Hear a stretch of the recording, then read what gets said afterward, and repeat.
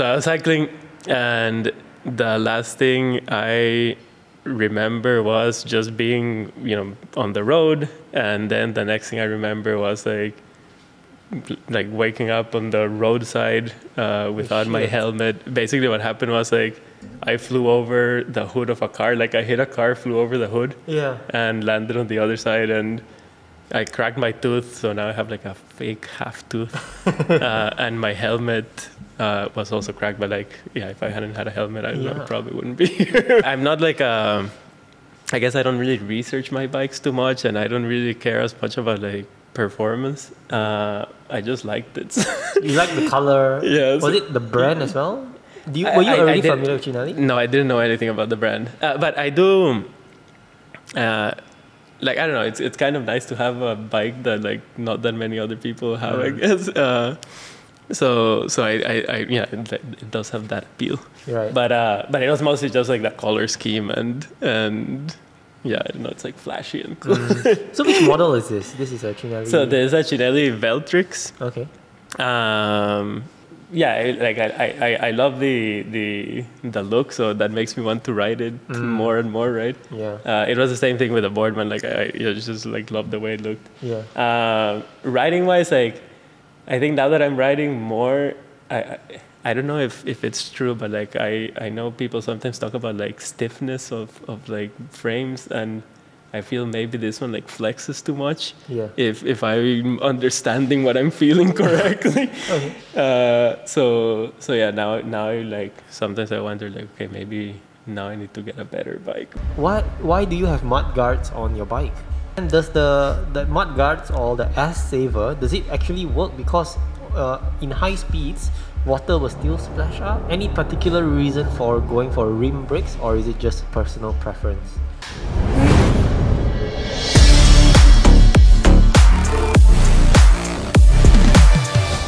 Alright, we are rolling. Daniel, thank you so much for coming.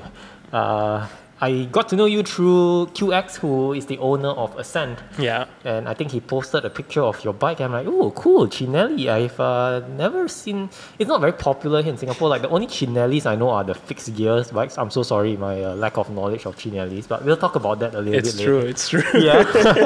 And then I texted QX. I'm like, hey, can you get this guy on my show? And that's how I got to know you. So thank you so much for coming. Yeah, sure thing. Could you give us a bit of introduction about yourself? Yeah, sure. I guess, I'm Daniel. I'm from Costa Rica. So I'm very, very far from home, but been in Singapore for 6 years. Okay. I've been, biking all my life, I guess, since I was a little kid. Loved mountain biking a lot when I was first growing up. Went a lot with my uncle. Those are some of my best memories. I actually was back home just now, and my uncle gave a whole speech about how, he brought me up cycling and the memories and stuff. So do you cry? A little bit, actually. Okay. It was I was celebrating my wedding with my family back home, so it was a big speech with all the family there. So congratulations on the wedding, man. Yeah, thank you. So is this the present from your wife? No. This is a present from myself. Wedding present for yourself? Yeah. I got her a present also. Was it a bike? Like this. Yeah. Oh, it was a bike. Which one? What bike did you get her? A Kreisage. They sell them at Cycle Project store. Okay. Yeah. So the some more German brand. Oh, right. Yeah. The more important question is whether that bike is more expensive than this one. It is? Or similar, I think. Yeah. Okay, cool. So you've been saying in Costa Rica you do a lot of mountain biking. Only then you just recently picked up road biking only in Singapore. Yeah. Okay. Well, what triggered you to pick up road biking from a mountain biker? Mountain biking is much more fun, man. I know. No, but I've started to like road biking a lot. I guess I like biking, so I always have to have a bicycle with me wherever I am. Yeah. And here there's no mountain biking to be had, or not as much. So like 5 or 6 years ago when I first moved in, I saw a Boardman at a store and I fell in love with it. It's like black and yellow, those old Boardmans. So I bought it and I started road biking, I guess. Okay. I used to play football a lot back in yeah, like a few years back. So I was playing football more than biking. But a few years ago, I got scared of football because everyone was getting injured around me, so I gave it up. Yeah. And now I just cycle. Yeah. But getting injured from football is not as bad as getting injured on the bike. Yeah, I should know. I had a pretty bad cycling accident when I was young. Oh, tell us about it. We've got all the time, man. So I actually have epilepsy. When I was little, I used to have these. They call them absence seizures. So like it's not like the shaking stuff, but your mind just goes blank. And it took like a while for us to like recognize it right at first. You just don't know, like some kid not reacting or whatever. But this was after I knew I had this, and my parents knew I had this, and I was still cycling with older like family friend, and I remember like before we went that day, my mom was like, just make sure you don't have like an absence, like you can't control it. But Yeah. so I was cycling, and the last thing I remember was just being on the road, and then the next thing I remember was like waking up on the roadside without my helmet. Basically what happened was like I flew over the hood of a car, like I hit a car, flew over the hood, and landed on the other side, and I cracked my tooth, so now I have like a fake half tooth. And my helmet was also cracked, but like, yeah, if I hadn't had a helmet, I probably wouldn't be here. Everyone wear your helmets, man. Yeah, I know. Now my wife always like complains like, oh, you always ask me to wear a helmet even if I'm just going to like the supermarket down the road or something. I'm like, yeah.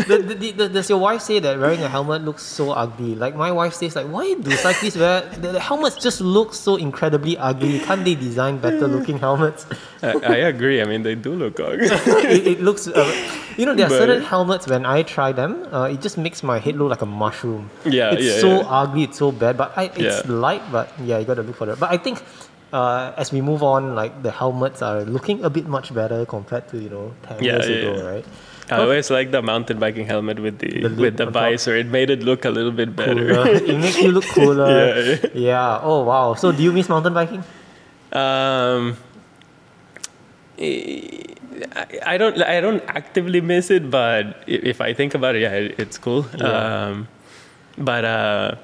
This is fun also. I started riding with like the RCC people like 6 months ago, and like riding in a big group when you're like like going fast, and that's like a lot of fun. You don't get that in mountain biking, so there's like pros and cons of each, I guess. So when you started biking, do you had a friend who kind of got you into the game, or was it what triggered you to do it? I think like I guess growing up, my parents always liked for us to try everything. They wanted us to try different sports, different activities. So they always wanted us to be outside. And I think as a kid, like maybe not the most extroverted kid, I could just grab my bike and I would just spend like hours just cycling around the neighborhood. Like now, I don't know how I did it, but like, like every day the same neighborhood. Just going around the same streets again and again. But yeah, I don't know, I loved it. And then like with my uncle and like family friends and stuff, like started doing the mountain biking a lot more, and that was a lot of fun, like just going out and like seeing different places and like being in the mud and like all this. So I think I don't know, it's just always been there. What I like about it now is like being out on the street and like seeing different, seeing the people and the road and the buildings and trees and animals and stuff. That's what keeps it, like, I guess, interesting. Awesome, man. Okay, maybe let's dive into the bike. Could you just tell us this bike, why did you get a Cinelli, what frame is this, and everything that you have on? So when I had my Boardman still, I found Fishtail Cyclery because it was close to my house. So I was like, I have a place close. And I remember seeing this bike on the wall, and the moment I walked in, I like fell in love with it. But I still had my Boardman, so I couldn't justify buying a second bike. But eventually I damaged my Boardman. Yeah. Do you intentionally damage the Botman? No, but like, yeah, the thing I messed up was that I didn't like lock this thing proper, which is like a very stupid mistake. The screw. And yeah, and I was riding, and like the wheel came out, and then the chain ring like made a hole in it. So yeah, when that happened, I was like, okay. I think you intentionally unscrewed the QR, the quick release, so that you could ride it right? Yeah. So yeah, I'm not like I guess I don't really research my bikes too much, and I don't really care as much about like performance. I just liked it. You like the color? Yeah. Was it the brand as well? Were you already familiar with Cinelli? No, I didn't know anything about the brand, but I do. Like, I don't know, it's kind of nice to have a bike that like not that many other people have, I guess. So I yeah, it does have that appeal. Right. But it was mostly just like the color scheme and yeah, I don't know, it's like flashy and cool. So which model is this? This is a Cinelli. So there's a Cinelli Veltrix. Okay. It's a like it doesn't have disc brakes or anything. But it was there, available, ready. So I was like, okay, I'm getting it. So you went back again and to finally make the purchase. So I went back to buy it. I also didn't research anything about it. I was just like, this is the bike I want. And I guess like components wise, I just know 105 is like good enough. So I put 105, and then I had never had carbon wheels. I actually first had a different set of wheels, but they didn't end up working for this bike, so I switched them to these ones. They were like too fat, so they were like damaging the frame actually. Okay. Yeah, I had never had carbon wheels, so I was like, okay, I want to try carbon wheels, so I got those. Also, didn't do too much research, but they look nice. Yeah. Okay. And yeah, I guess that's basically. So when you got the bike, was it a complete build or just the frame? I got everything from them, so like they built it for me. So you built everything, handpicked the parts that you wanted. Yeah. So and you said 105 because that works. Yeah, and because I guess it was within the price range, right? Like if I went to anything else, it was going to be too expensive. I am super curious about the electronic shifters, but it was like too much for me. Well, you went in with a budget that you were only willing to spend this much? Yeah, kind of. Yeah. Okay. Yeah, so how much is this built now? So this one, was about like 5.5K. Okay. Was it over the budget or? It slightly. Yeah, but yeah. You happy with the bike? Yeah, I'm happy. I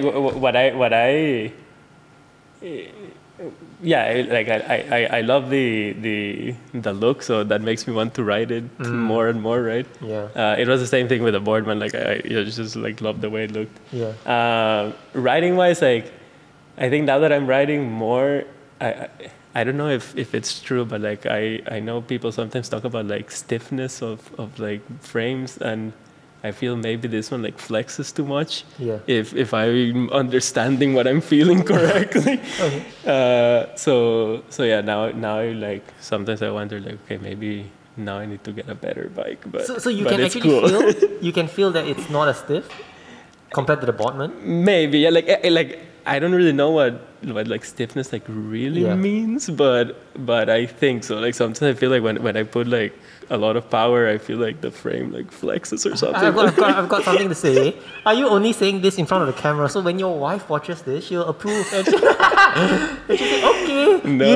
you need a stiffer bike. Let's go get a Pinarello dog mount. No, but it's pretty. I still like it because it's pretty, so it's fine. Okay. Yeah. So do you think that you've already outridden this bike? Like it has the capacity, and I need something more. I need something better, faster.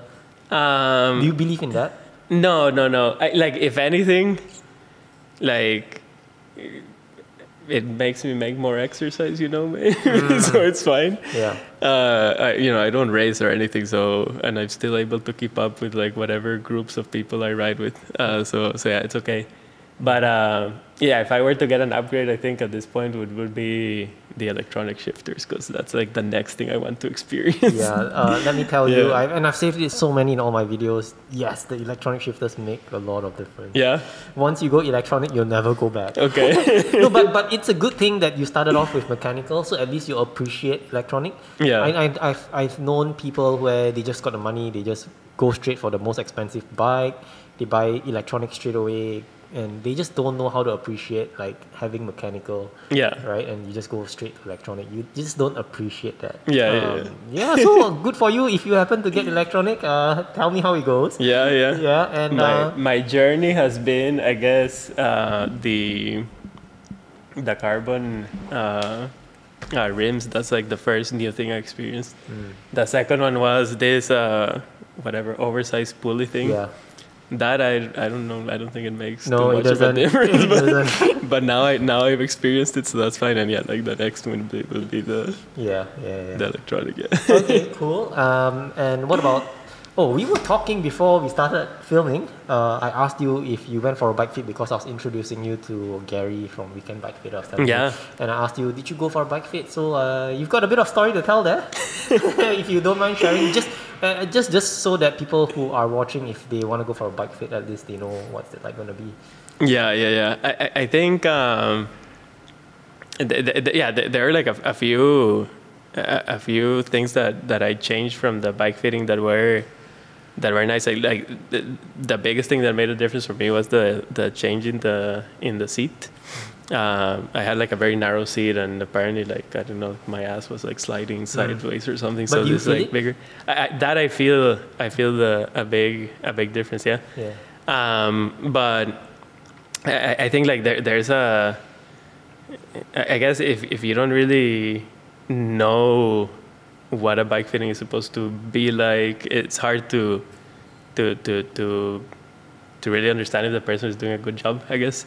And I feel like now that I have heard from other people doing bike fittings that maybe maybe the thing I did was maybe not the best. So my I guess like my advice would be like to maybe like try to find someone that has done bike fittings before, that knows what it's supposed to be like, that knows what you're supposed to get out of it, and maybe go with a friend. So that you get like the most out of it. I was actually having some issues with some pain in my left knee and my right this thing elbow. Yeah. I felt like it was maybe from the cycling, so that's what I wanted to try to fix. Yeah. And did it fix the problem after you went for the bike? The knee one, I don't know. I think maybe my knee is just like, I don't know. Maybe I'm just old or something. but it is a bit better. The elbow one definitely like helped. Yeah. So what did it do to fix the problem? Was it the saddle was too high, your reach was too long? I don't think that like I got like an exact answer of like this is gonna fix it, but like the changes that I got was like the saddle. The other thing apparently was that like my left leg is shorter or longer than my right, so they put like a little extra like plate in my shoe to like try to balance that a bit. I also went to physio at the time, so maybe it was the physio and the bike fitting had nothing to do with it. Yeah, maybe it was the physio. But maybe by putting the plate as well, it kind of elevated it and made it more neutral. Yeah. Okay. Yeah, cool. so there was something about like my body not being like fully like aligned when I cycle or something. So yeah, maybe those changes did help a bit. Okay. Yeah. Awesome. That was on the bike fit. So okay, let's go back to the bike. So you said the frame, it's just not as stiff. You find it a bit soft. Is that right? That's what I tell myself, but I don't know anything about anything, so so maybe like what I think I'm feeling is actually something completely different. Yeah. It could be that like I don't know, this thing is a little bit loose or something. I don't know. But yeah, that's like the impression that I get. Yeah. Okay. Yeah. If you were to rate the frame out of 10, what would you have given it? I mean, I would still give it a 10 because it's so pretty. So And it's because it's yours. It makes me want to ride it. Yeah. You got to justify your purchase, so you got to put it as a 10. No. But like I think at the end, like the bike, like if you're excited to get on it, that's like really all that matters. And and I'm always excited to get on this bike, and I'm happy when I look at it and stuff. So like, yeah. Right, and the weight, I think it's almost 8 kilo or just less than 8 kilograms. I've actually never weighed it. Okay. So I have no idea. If you were to put a number on it, wild guess. We will find out. Wild guess. Yeah. What, like, how much does like a super light Super bike light? Okay. weigh? 6.2 maybe? Okay, so the Okay. legal weight is 6.8. Okay. Yeah. So I mean people can go much lighter than that. But, Okay. Yeah, Yeah, but, maybe 8. Yeah, 8. Eight? Between 8 and 9. Okay. that's a fair number. Okay. All right. And okay, let's before we move on, so this saddle is a specialized saddle, right? Yeah. And you got it from your bike fit, and Yeah, is this okay now? Yeah. The saddle's quite good. Yeah. Okay, cool. Yeah. Let's talk about the wheels. So these are Ascend, like I said earlier, that I knew you through QX, who is the owner of Ascend. Yeah. Why did you get his wheels? I think like the first thing that made me gravitate towards them is just like supporting a local business, I guess. But how do you know about him? I think it was through Fishtail also, because I think they carry their rims, so maybe that's how I found out. Or yeah, I can't remember too well. But yeah, I don't know. I think it's good to support local businesses, Yeah. I guess. So I was like, okay. And I again, like, I didn't do too much research, like, in my... Well, no, actually, that's a lie. I did see, I think, what is now a famous YouTube video about some guy reviewing the rims. And I think one of the things that I liked was that the company was very like responsible and like had like really good responses to like what came out in that video. So yeah, I thought like, okay, it's probably, they're probably good, and again, they look cool. Did you meet him in person? No. Okay. No. Yeah, we've actually now chatted a bit through Instagram when I changed from I had the Polaris 69, 68. Yeah, I thought you were going to bring that for me today. I had that one before. The problem with that one is that the rim hits the frame. So it was actually scraping the frame. Too wide. Yeah, it was too wide. Okay. Not their fault, right? Like, basically, like... Right. So you bought the Polaris 69 first. Yeah. And you realized that it was scraping. Yeah. But how come the bike shop didn't advise you that it was too big? Yeah. Oh, who's that bike shop? Okay. So I actually found this out because one day I went for a ride and I kept hearing this like scraping noise, and I was like, what the hell is going on? And like, I kept looking down, and like when I would, if I wasn't pedaling myself, but I just like, turned the wheel with my hand, I wouldn't hear anything. It was only when I put like power. And I took it to some other shop to get it fixed because I couldn't figure it out. And what they figured out was, so when you put a little power or a bit of power, and then like the frame maybe like flexes a bit, the gap was so narrow, like maybe there was like 1 millimeter gap that it would like cause it to scrape. Wow. So no, but like Facial was like super nice about it. They basically like replaced it for me to these ones. Okay. So yeah, like, I mean, I think also they did like a super good job of like being like quite responsible about that. And yeah, now I got these ones, and so these are the they were great. Ascend Zenith. Yeah. And but I if I'm not wrong, I think the Polaris is more expensive than this one, right? Well, this one has the better hub. The DT Swiss, is it? Yeah, right. the 160 Yeah, one. yeah. The Polaris I had came with a lower quality one, I guess. So they compensated the difference in price by giving you a better hub. Yeah. So now that you've tried both the Polaris 69 and this Ascend Zenith, what's the review between both? Yeah, so yeah, I actually have something to say about that. Did QX give you a script? No. So I guess. Disclaimer: is this your opinion or is this? Yeah, my opinion. Okay. Yeah. So I mean, I'm clearly not like the most bike technical guy, but I guess one dimension, which is looks, I definitely like the Polaris more, and it made the bike look really, really cool with this like super thick, you know, like thing there. So in that respect, those win. But they like when you get crosswinds, and like Singapore does have a lot of wind, you do feel like the lean on the bike, and when I had them, like I was kind of like, okay, you know, it's fine, whatever. But then when I switched to this ones, I was like, okay, yeah, this is a lot better, a lot more like comfortable. So looks the other win, but I guess these ones are, I think, maybe better for me, at least in that respect. Yeah. Okay, and the difference in hubs, do you feel that there's any difference between this DD Swiss 160 and the other one that you have? I guess I don't think I would be able to tell. These ones are louder. Yeah. So I don't like loud. You don't like loud? You like it to be quiet? No, I feel like I'm annoying everyone around me.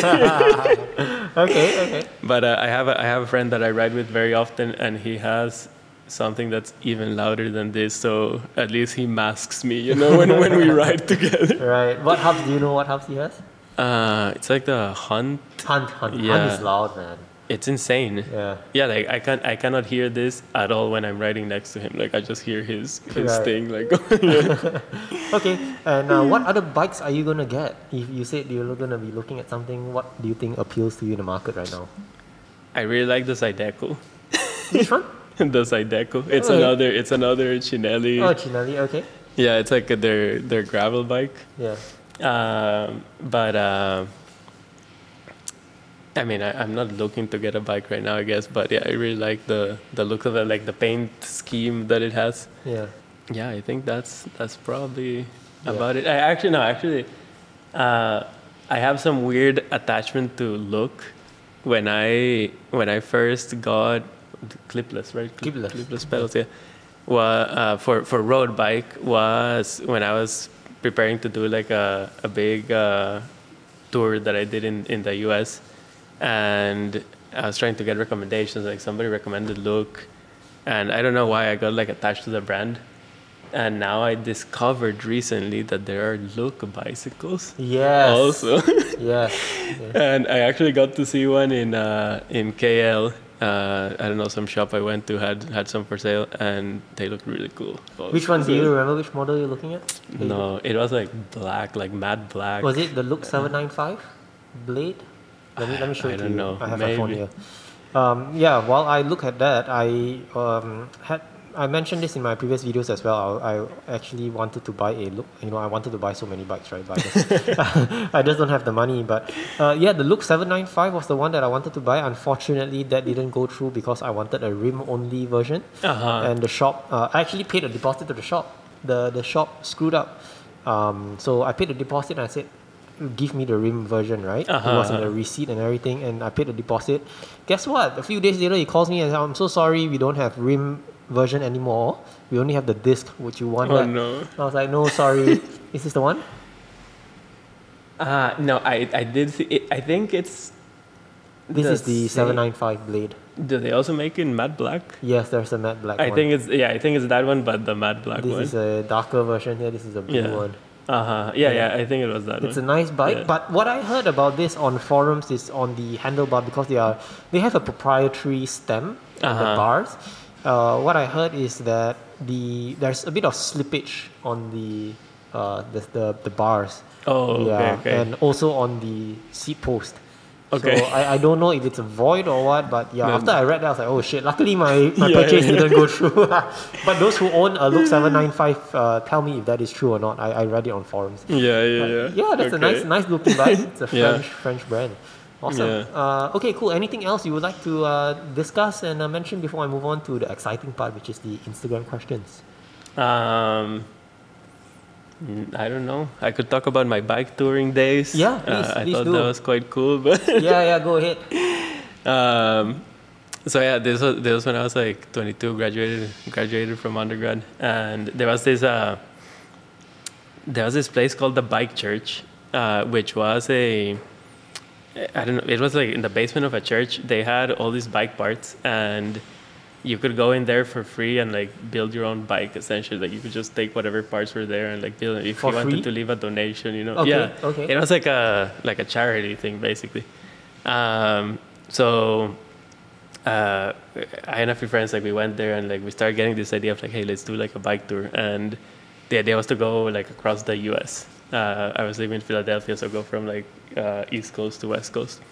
And we all started building our bikes. I found this like purple Novara. I don't even know if Novara is still like a brand or not, but and yeah, so like three of us, we decided, okay, we're gonna go on this trip of the US. Then like 3 months before we left, one of the guys like bailed, and then like the night before we were supposed to go, the other guy bailed. So in the end, it was just me. And I was like, didn't bail? you know, like, no, I was like, fuck it, whatever, I'm just gonna do it. Okay. Yeah, I think it was like an experience that I look back on still like with like so much like joy and like happiness. But like doing basically like fully contained, you know, like bicycle touring with like tent and sleeping bag and like eating on the road and like cooking the food and stuff like that. Was like such a cool experience with like some small mishaps here and there, but yeah, I would recommend like anyone that hasn't done bicycle touring, like it's definitely like the best thing you can do in a bicycle. But it's amazing. How many kilometers do you cover? So in the end, I didn't do the whole thing. I did like almost halfway, so it was like 3,000 kilometers in 30 days. Wow. Yeah. Yeah, and I don't know. In the US, it's very nice. Like we had a few people that, you know, they like. I remember like one time, like I was biking past a house and they were having like some kind of birthday party, and like the people like waved me over and they're like, "Hey, come." So I stopped and like I had cake with them and stuff, and then they were like, "Oh, where are you going?" And I was like, "Oh, I'm gonna, planning on stopping like 20 miles away." And they're like, "Oh, like we live close to there. Like, do you want to stay with us?" And I was like, "Okay, cool." So like, I like drove my bike to this like family's house and stayed with them. They cooked breakfast for me. Then like the next morning, the dad, I think, rode with me like the first 10 miles of like the next part of the journey. So you get a lot of like really nice interactions like with people that just like see you and they want to, I don't know, they want to like help you or like hear from you or like Wow, Yeah. cool, man. Yeah. But that's on the good experiences. Were there any bad experiences? Any bad encounters? There weren't any bad encounters, but one day like I had ridden, I don't know, like maybe like 40-50 miles, and I got to the campsite and it's like, I don't know, 5 p.m. or something. I start laying out my tent. And then I realized I'm missing the tent poles. So you need like one like, piece of flat. So I just had like the sheet. Yeah. So I'm like, man, okay, what do I do, right? Like, and it's already too late. I'm not gonna go back, like whatever. So I said, okay, I'm just gonna put the sleeping bag and like fall asleep here. So it seemed like a good idea. And this is in the middle of nowhere. Yeah, like some campground, like in the middle of nowhere.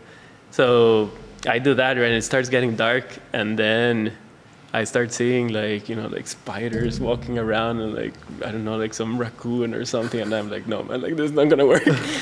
so but now at this point it's already like 8 p.m. or 9 p.m. like there's no escaping this campground now. So I'm like, okay, what do I do? The only building in the campground was like the toilets. So I'm like, okay, I go to the toilets and I'm like, maybe I can sleep here on the floor, but I'm nervous, like, somebody's gonna come in and like see me just like on the floor there. So I said, well, I guess the toilet itself has a door, so I slept like next to the toilet bowl. Wait, was the toilet even clean? It was alright. It was clean? Oh my god, that's funny, man. Yeah. So you survived the night? So I survived the night, yeah. Sleeping in the toilet? Sleeping in the toilet, yeah. Yeah. So if your wife ever gets mad at you and tell you to sleep outside the house, it's okay, man. Yeah, I've slept in the toilet I can before. sleep anywhere. Awesome. Oh my god. Yeah, yeah. Any other cool stories like part of your camping trip?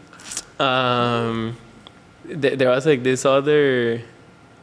Well, at this point, I had met like a group of people that were also doing, like cycling across the U.S. So like you kind of like end up like banding together and like hanging out together.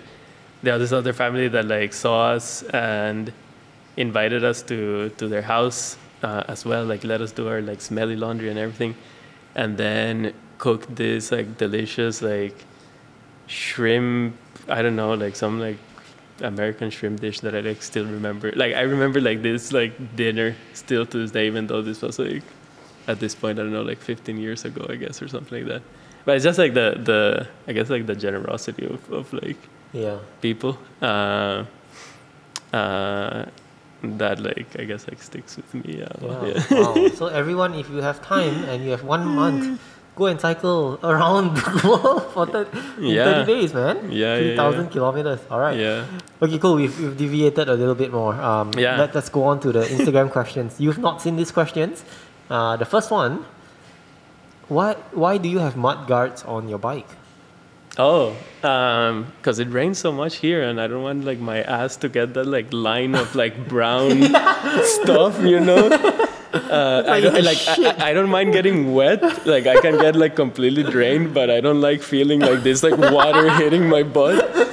So that's why I got the mud guard. I had to sacrifice my like the saddle bag, and at some point I also wanted to put like the bottle cages, and I realized like with the mudguard you cannot do it, so but the mudguard wins above everything. So it's like the best investment that you have on your bike. Yeah, it is. Like I don't know why I'm the only one that has it. Because I think it doesn't look cool. Oh, it looks super cool. It saves your ass though. The next question is then, does the mud guards or the ass saver, does it actually work? Because in high speeds, water will still splash up. I think this one has worked fine. I've had it for a few months. Which one is this? Is it a specific brand? It's a Cinelli one, I guess. Cinelli. Okay. But yeah, it's worked. It's worked. Yeah. Okay. Yeah. Next question. Any particular reason for going for rim brakes, or is it just personal preference? How do you say this when you cannot wait for something? Impatience. Yeah. Impatience is the reason. They had this was the bike that was available in Fishtail that I could actually buy on the spot. So I knew I wanted this model, but if I wanted disc brakes, I would have to wait for it to be shipped, and that can take however many months. I didn't want to wait. You didn't bother whether it's going to be in rim or disc? I would have preferred disc because I guess it's better technically for like rain braking and stuff like that, but I didn't want to wait, so I'm like, fuck it, whatever. So now on the rain, how do you find braking on rims? People always say it's not as effective, but yeah, so it definitely brakes a lot slower than when it's not raining, but I haven't experienced disc brakes, so I don't know if disc brakes like suffer from the same issue or not, but this definitely does suffer. I own disc brakes, and I owned rim before disc brakes even came out, and I was telling you that I wanted to buy the look in rim. I was actually wondering why. Oh, you were wondering why? Mainly because it's cheaper to maintain. I don't have to go through the hassle of bleeding and all that kind of crap. And also, I don't know why, I just have super bad luck with disc where my brakes always gets contaminated. So when it gets contaminated with oil, or just like oil slick on the road, it squeals and then it doesn't brake, and like all that nonsense. I hate it, man. I hate it. Yeah. I'm surprised, like, because coming from mountain biking, I don't know, mountain biking, we had disc brakes 20 years ago or something. I was always surprised that in road biking it wasn't more of a thing earlier, and then I know that there are all these problems. Maybe it's just me. I don't know. It's just me. I given the choice, if I were to buy another bike, I will still go for rim. But there's always that possibility where rim is dead, right? Like everyone's going disc. Are you gonna be able to get parts for rim brakes? But I think it's still here to stay. But I'm not sure about that. But part of the actually, like, you know, these scenes, when I had to change, they had the option of the Polaris 42, but those only come in disc.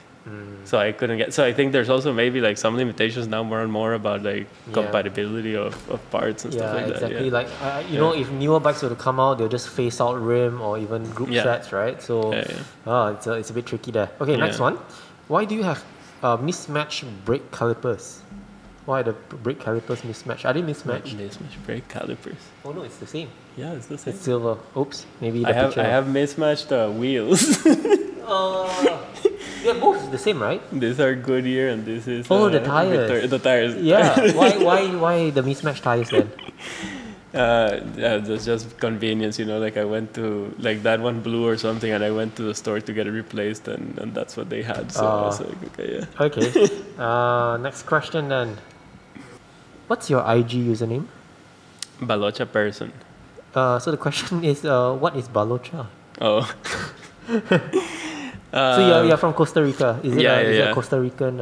It's a very lame story. So I don't know if people here can notice it, but apparently I speak very slowly, and that's what my friends say. And when I was in high school, like one of my high school classmates gave me this nickname because her uncle spoke slowly, and they called her uncle Balocha. So she was like, "Oh, you speak like my uncle, Balocha," and it stuck. So yeah, that's where that comes from. Does Balocha mean something? No, it doesn't. It doesn't actually mean anything. Yeah. Nothing. Yeah. But there is actually a place called Balochistan. So sometimes I like to joke that it's something related to that, but no. All right. I've no more questions on this Instagram. Anything else you would like to say on camera and people on the internet? Hi, Mom. Maybe you want to say hi to the family that hosted you in the US. If they ever watch this, you never know, man. I stay in touch with like one of the guys that I did the trip with. I remember when we did this trip, he was probably already in his 50s or 60s, and to this day, like every time I see stories about this guy on Facebook, it's like cycling from south to north, from east to, like, he spends his whole life cycling. I'm like, man, that's the life I want. Wow, that's the life I want too, man. Just wake up and cycle every day. Daniel, thank you so much for coming onto the show. Yeah, thanks for having me. Hopefully you get the Di2 and all the best on your cycling journey, man. And we keep in touch, and a round of applause to Daniel. Thank you so much. I lost myself again. You hit just like a drug. This time I won't let you in.